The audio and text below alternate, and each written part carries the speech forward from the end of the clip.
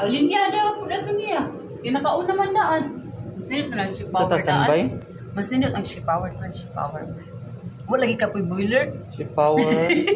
Wala lagi mo na kay boiler. Wala lagi standby ni sir. Wala mo na kay... Uy, port service. Pwede naman tingali. Wala. Daily running ang boiler sa port service. Kaya daw. Asang boiler lang. Steam pipeline. Asa may pressure. May pressure. 0.5. Sabi?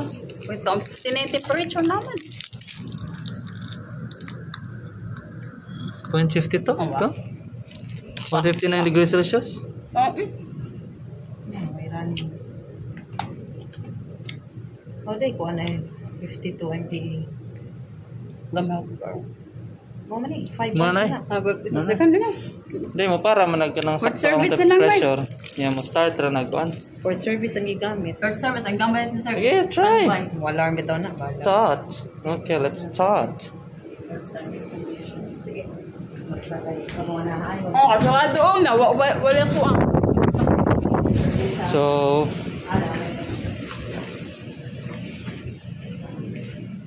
okay, so may pressure tayo sa auxiliary boiler. Open naman ganit daan, oh. So, nakahiting na yung FO transfer. Oh, ito, pa nag-on. Gani. So, this is the correct. Number 2 ang gigamit, no? Huwag gamitin yung lapis, ma'am. Char. Ayon, padong sa mo, wani?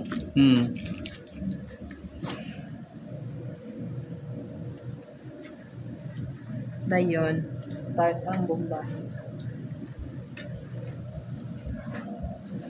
So, ganun lang. Start agad ng transfer pump. Number 2. Wait. Tek makitaan. Salbahe. Kitan din ka diri. Kitan din ka diri. Hi. Kitan kay ka diri, may. Diesel na po lagi. Wait po. So, nakapag-transfer tayo ng fuel oil. Next is diesel oil. So, auxiliary for transfer pump. So, pula pa rin yung kulay kahit diesel. Dayon, dara.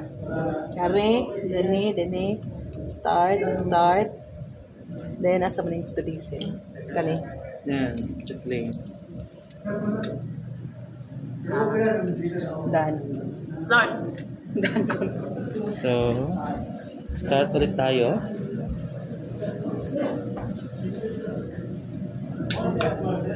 Na.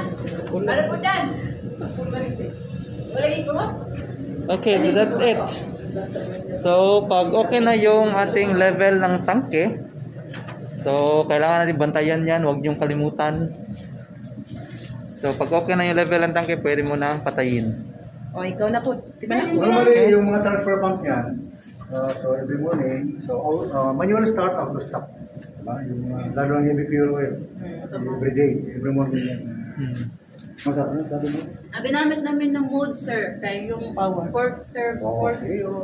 So, automatic stop yung mga transfer pump. Pero, kahit na automatic stop yan, to be sure, kailangan mo talagang bantayan yan. Hindi pwedeng iwanan na nagtatrabaho ka na, tapos nagtatransfer ka pa pala. So, practice yan on board na hindi iwanan yung transfer pump. Kung meron kailangan i-edit dyan,